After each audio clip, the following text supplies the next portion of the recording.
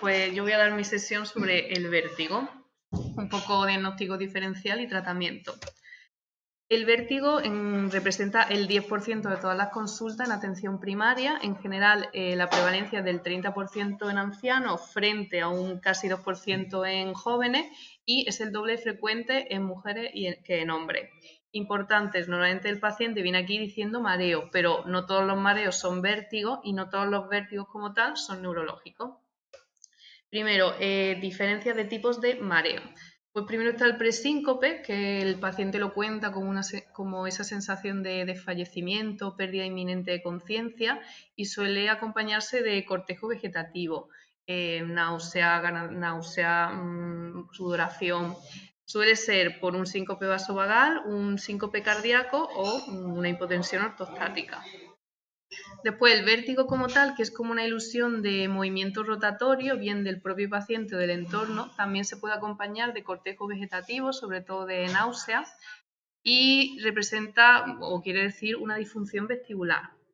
El desequilibrio es como una sensación de caída, de inseguridad al andar, de desviación de la marcha, implica más una alteración neurológica, también puede ser una alteración musculoesquelética o visual. Y el mareo psicofisiológico, que es la sensación de cabeza hueca o de ir flotando.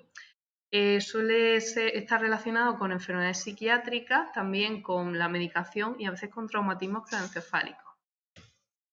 La anamnesis, definir el tipo de vértigo, cómo ha aparecido, si es un episodio único, si es recurrente, cuánto dura. La duración nos puede decir las características que tiene. ¿Qué lo desencadena? Pues cambios posturales en la cabeza, si cambia según si aparece o no más o menos presión en el oído, si cambia con el ejercicio, los antecedentes de la persona, factores de riesgo cardiovascular, factores otológicos, enfermedades metabólicas, toma de medicación. ¿Qué síntomas asocia? Cuando asocia síntomas otológicos indica más un vértigo periférico y cuando asocia síntomas neurológicos indica más un vértigo central, cefalea, diplopia, ataxia, etc. Agravante, en general todos empeoran con movimientos de la cabeza. La exploración física, una exploración general, tensión, auscultación cardíaca y también está recomendada una exploración de otorrino, de cuello, agudeza auditiva y una otoscopia lateral y una exploración neurológica, pares craneales, sensibilidad, bueno, una exploración neurológica completa. Diferencia entre el vértigo central y el periférico. Bueno, el vértigo central normalmente es un vértigo más crónico, excepto los ictus que pueden ser más agudos.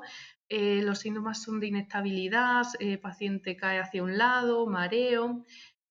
Si tiene cortejo vegetativo es poco intenso, puede agravarse con los movimientos, pero no es algo tan frecuente, asocia síntomas neurológicos. El nistagmo es variable, es más normal que sea vertical, pero también puede ser horizontal, rotatorio y de la dirección depende de la mirada. La evolución crónica en la mayoría de los casos y la duración variable, pero suele ser de mayor duración que el periférico, más meses o años. El vértigo periférico, todo lo contrario, más agudo. Los síntomas como de rotación, el paciente te cuenta que le dan vueltas las cosas, se asocian cortejo vegetativo bastante intenso y más frecuentemente.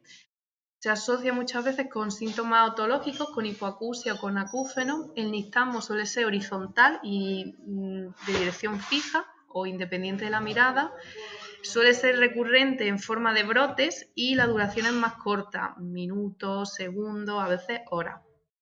Vale, una vez que ya diferenciamos de vértigo central o periférico, el vértigo central indicaría una derivación a neurología.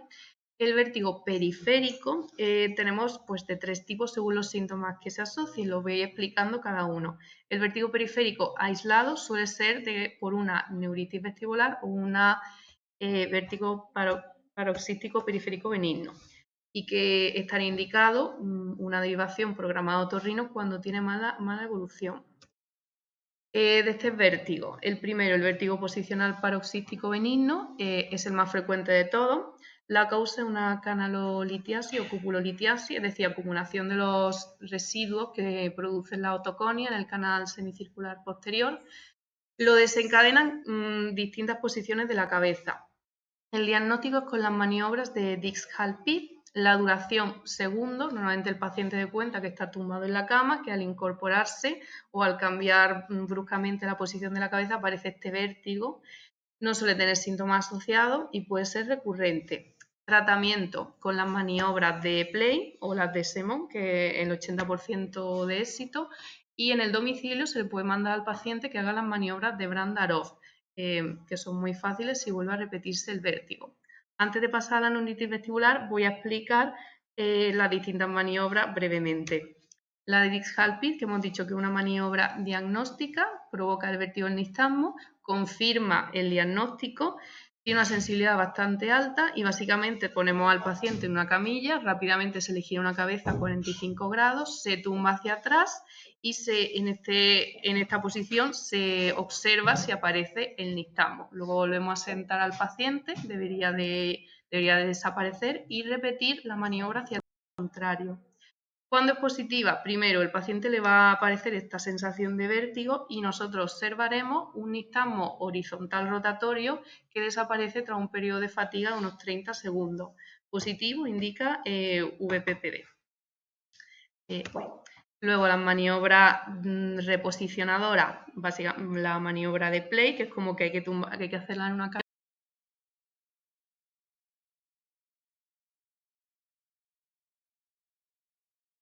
maniobras de Semon también se hacen en una camilla, son un poquito más fáciles, se hacen algo menos y con el paciente sentado primero se gira a un lado y después al otro. Y las maniobras o los ejercicios de Brandarov son muy similares a los anteriores. Se recomienda que el paciente lo haga en una cama, tumbado en su casa y va poniéndose en estas posiciones. Normalmente se recomienda, si tiene vértigo bastante repetido, que hagan los ejercicios en casa durante 5 repeticiones del ejercicio, unos 10 minutos, mañana, tarde y noche. La neuritis vestibular. No se conoce la causa, se piensa que es un proceso inflamatorio o algo infeccioso que afecta al canal horizontal o al anterior. Es más frecuente en jóvenes, esto es una de las características diferenciadoras, y si son personas mayores de 60 años con factores de riesgo vascular, habría que descartar una afectación de la arteria vestibular anterior. Suele ser un episodio brusco de vértigo que dura de 2 a 7 días, autolimitado y con un cortejo vegetativo muy fuerte. Aparece muy frecuentemente después de un cuadro gripal, de un catarro de vía alta y normalmente es una crisis única que no se vuelve a repetir y que en semana está recuperado. Tratamiento con corticoides a dosis descendente y si el paciente está muy nauseoso, pues se pueden poner antivertiginosos o antieméticos. Vale, pasamos al vértigo periférico que asocia signos cocleares. El Menier, el vértigo recurrente o el migrañoso también, si hay mal control en primaria, estaría indicado la derivación a otorrino. El Menier, básicamente, la etiología no se conoce, pero se produce una acumulación de líquido endolinfático, un hidrop endolinfático. Es una crisis de vértigo que dura horas, que asocia hipoacusia progresiva, acúfeno y sensación de oído lleno. Más frecuente en hombres, en edad media. La hipoacusia suele aumentar después de cada crisis. Se da por brote, es decir, suelen darse 6 a 12 brotes al año, con periodo de remisión de días, meses o incluso años. Suele ser unilateral en la mayoría de los casos y los acúfenos pueden persistir entre los brotes. El tratamiento parece que es preventivo, una dieta hiposódica con acetazolamida o betaistina a dosis alta. En las crisis severas se puede poner sulpirida durante unas 4 o 6 semanas, dependiendo de lo que dure el brote, y si los síntomas son leves se puede poner cinaricina, también de 1 a 2 semanas. Por último, los vértigos que asocian patología del oído medio suelen ser